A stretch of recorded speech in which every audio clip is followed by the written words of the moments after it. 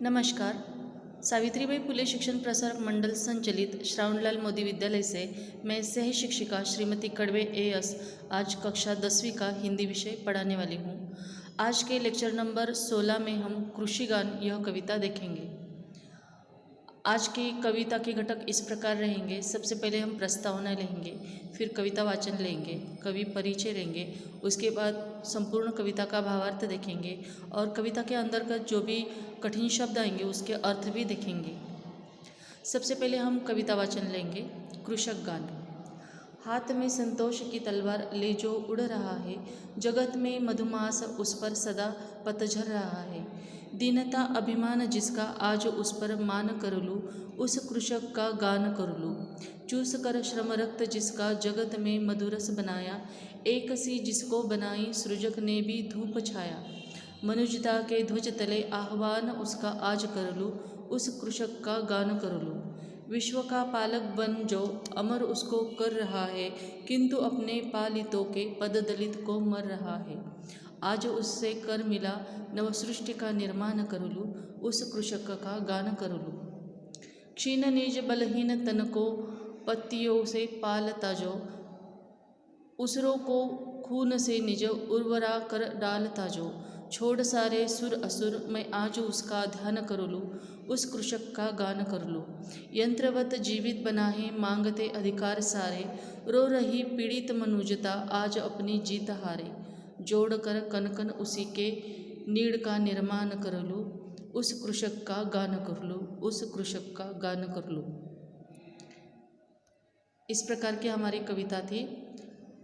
इस कविता के जो कवि है दिनेश भारद्वाज जी, उनका परिचय हम संक्षेप में लेंगे। दिनेश भारद्वाज जी का जन्म 1943 में मुरैना यहाँ पर हुआ। मुरैना यह मध्य प्रदेश में स्थित है। दिनेश भारद्वाज जी की रचनाएं ज़मीन से जुड़ी रहती है। आपकी रचनाओं में अपने देश की मिट्टी की सुगंध आती है। आपकी कहानियाँ, कविताएं, पत्र पत्रिकाओं की शोभा बढ़ाती रहती है। आपकी कृतियाँ जन्म और जिंदगी, तृष्णा से तृप्ति तक, यह उनका कविता संग्रह है।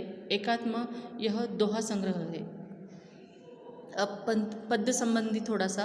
प्रस्तुत गीत कृषक के जीवन पर आधारित है। कृषक मतलब किसान।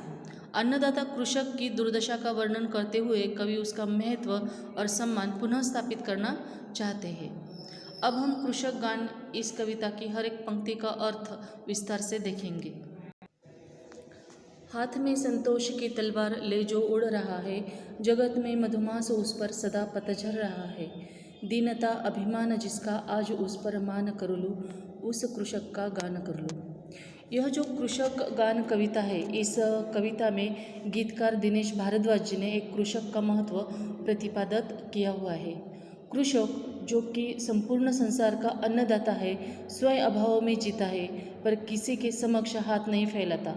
कवि समाज में उसका सम्मान पूर्ववत स्थापित करना चाहते हैं और यही बात दिनेश भारद्वाज जी अपनी कविता के द्वारा कहते हैं। प्रस्तुत पंक्तियों में कवि ने कहा है कि कृषक यह कई सारे अभावों में जीता रहता है। उसके अभाव की कोई सीमा नहीं होती है, परंतु उसके पास संतोष रूपी धन होता है।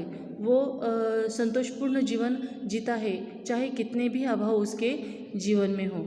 पूरे संसार में कैसा भी वसंत आए, दुनिया में कितनी भी खुशियाँ हो, लेकिन कृषक के जीवन में हमें सदैव पतझड़ ही दिखता है।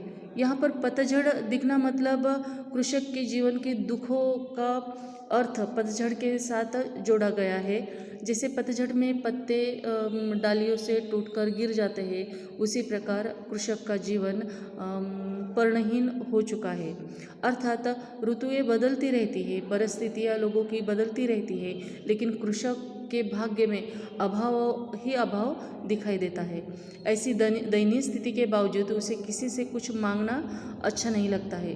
कृषक को अपनी दिनहीन दशा पर भी नाज है। कवि कहते हैं कि मैं ऐसे व्यक्ति पर अभिमान करना चाहता हूँ, मैं कृषक के गीत गाना चाहता हूँ जो हर एक परिस्थिति में अपना जीवन समाधान के साथ जी रहा है। हर दशा में वो अपना कृषक का काम कर रहा है, किसान बनकर वो खेत में काम कर रहा है। ऐसे कृषक का मैं गान करना चाहता हूँ, ऐसे कृषक के गीत में गाना चाहता हूँ, ऐसे कवि यहाँ पर कहना चाहते हैं। चूस कर श्रम रक्त जिसका जगत में मधुरस बनाया, एक सी जिसको बनाई सृजक ने भी धूप छाया। मनुजता के ध्वज तले आह्वान उसका आज कर लूँ, उस कृषक का गान कर लूँ। कृषक दिन रात खेत में मेहनत मजदूरी करते रहते हैं, अपने रक्त से अपनी ज़मीन को सींचते हैं, अपनी खेती को सींचते हैं, जीवन रस इस धरती से पैदा करते हैं। उतनी ताकत इन किसानों में होती है। ईश्वर की बनाई हुई सृष्टि सबके लिए एक समान है, सबके लिए धूप छाया है, लेकिन मौसम बदलते रहते हैं, लेकिन कृषक की परिस्थितियाँ नहीं बदलती है। मानवता के साथ उसका आह्वान करना चाहता हूँ, ऐसे कवि यहाँ पर कहते हैं। ऐसे रक्त से सींचने वाले, धरती सींचने वाले इस किसान का गान कवि करना चाहते हैं, उसके गीत वो गाना चाहते हैं। विश्व का पालक बने जो अमर उसको कर रहा है, किंतु अपने पालितों के पद दलित हो मर रहा है। आज उसे कर मिला नव सृष्टि का निर्माण कर लो, उस कृषक का गान कर लो। कवि कहते हैं कि कृषक संपूर्ण संसार का अन्नदाता है। अगर वह अनाज पैदा नहीं करेगा तो हम खाएंगे क्या। संपूर्ण सृष्टि मज़े लेकर जी रही है, लेकिन कृषक अपनी धूप हो छाया हो सभी मौसम में वो एक पददलित के जैसा काम करता रहता है, लेकिन उसके इस काम का किसी को कोई मोल नहीं है। वो एक तरफ अपमानित हुए जा रहा है, और कवि चाहता है कि ऐसे कृषक का मैं हाथ पकड़कर एक नवीन सृष्टि का निर्माण करूं, जहाँ लोग उसको महत्व दे। क्योंकि हम लोग तो किसान को महत्व नहीं देते हैं, जो हमें पाल रहा है, हमें खाने के लिए दे रहा है। लेकिन कवि चाहता है कि ऐसे किसान को सम्मानित करना चाहिए, और मैं ऐसे कृषक का गीत गाना चाहता हूँ, उसको सम्मान देना चाहता हूँ। क्षीण निज बलहीन तन को पत्तियों से पालता जो, उसरों को खून से निज उर्वरा कर डालता जो। छोड़ सारे सुर असुर मैं आज उसका ध्यान कर लूँ, उस कृषक का गान कर लूँ। कृषक को जीवन में पर्याप्त सुविधाएं नहीं मिलती है, उसे अपने दुर्बल क्षीण शरीर को ढकने के लिए कपड़े तक नहीं मिलते हैं। वह पत्तों से अपना तन ढकने को मजबूर होता है। इसका मतलब उसके पास काफ़ी सारे पैसे नहीं हैं जो खुद पर और अपने परिवार पर खर्च कर सके। उसके पास सिर्फ अभाव है, अभाव में वो ज़िंदगी काट रहा है। सारे जग को जो जिंदा रख रहा है वही आज भूखा है, वही आज फटे हाल में है, फटे पुराने कपड़े पहन रहा है। कृषक उस पर धरती में जी तोड़ मेहनत करके पसीने के रूप में खून बहाकर जो उपजाता है, जो फसल उगाता है, वह हम सबके काम आती है। और ऐसा किसान तो देवों के समान है। कवि उनको देवों की उपमा देता है। मैं चाहता हूँ कि देव दानवों के स्थान पर कृषक का ही ध्यान करूँ, उसी को चाहता रहूँ, उसी को सम्मानित करता रहूँ, ऐसे कवि यहाँ पर कहते हैं।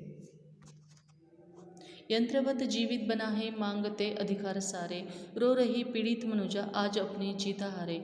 जोड़कर कन कन उसी के नीड़ का निर्माण कर लो, उस कृषक का गान कर लो। अब कवि यहाँ पर कहना चाहते हैं कि कृषक एक जीवित मशीन के समान है। वो निरंतर अपने खेत में काम करता रहता है। जैसे मशीन को धूप से बारिश से कोई फर्क नहीं पड़ता है, उसी समान वो भी खेत में धूप हो, बारिश हो, ठंड हो, किसी भी मौसम में वो निरंतर काम करता रहता है। ऐसे इस अन्नदाता सृष्टि के पालक की दुर्दशा देखकर मानवता को रोना आना चाहिए, मानवता को दुख होना चाहिए। लेकिन आज हम देखते हैं कि समाज में किसान की अवस्था किस प्रकार है। मैं कन कन जोड़कर कृषक के लिए एक ऐसी नीड़ का, ऐसे घर का निर्माण करना चाहता हूँ जहाँ उसे एक अच्छा जीवन जीने के लिए सभी आवश्यक सुविधाएं प्राप्त हो, ऐसे कवि कहते हैं। किसान का भी अधिकार है कि वो भी अच्छा जीवन जिए, इसलिए कवि कहता है कि मैं इस किसान के लिए ऐसे नीड़ का मतलब ऐसे घर का निर्माण करूँगा जहाँ पर उसे सभी सुख सुविधाएं मिल सके। मैं ऐसे कृषक का गान कर लो, ऐसे कृषक का सम्मान कर लो। ऐसे किसान का मैं गुणगान करना चाहता हूँ किसी और के सिवा, ऐसे कवि यहाँ पर कहना चाहते हैं। इस प्रकार किसान के जीवन पर आधारित उसका दुख बताने वाली यह कविता दिनेश भारद्वाज जी ने यहाँ बड़े ही मार्मिक ढंग से प्रस्तुत की हुई है। कविता के अंतर्गत जो कठिन शब्द आए हैं वो इस प्रकार थे। मधुमास का मतलब है वसंत ऋतु, और सृजक का मतलब है रचना करने वाला।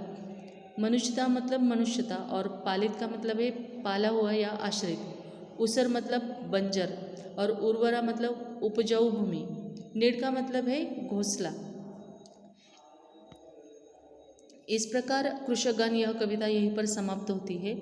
लेक्चर नंबर 17 में हम यूनिट 2 से बरस ही जलद यह कविता देखेंगे। धन्यवाद।